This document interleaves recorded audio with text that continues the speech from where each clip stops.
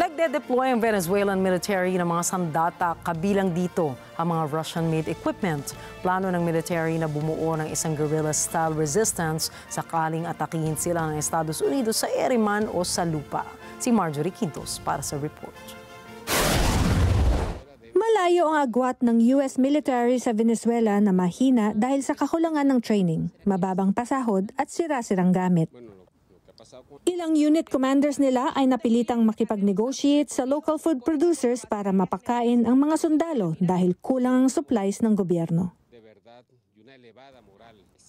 Ang depensang guerrilla style ay kabibilangan ng maliliit na military units sa higit 280 lokasyon gamit ang pananabotahe at ibang taktik ng guerrilla.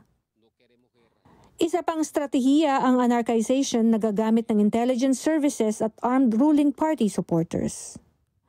Ito ay para lumikha ng kaguluhan sa mga kalye ng kabeserang Caracas. Mahihirapan ang pwersa ng ibang bansa na sakupin ang Venezuela.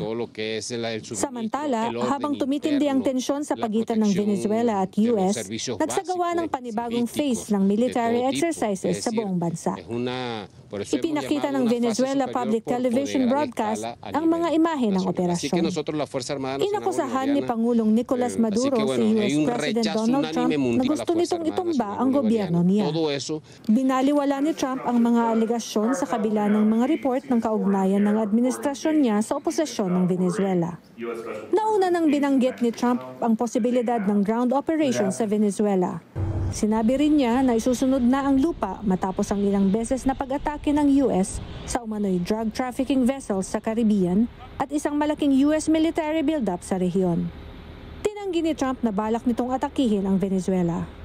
Marjorie Quintos para sa Mata ng Agila International. Trusted, connected, on point.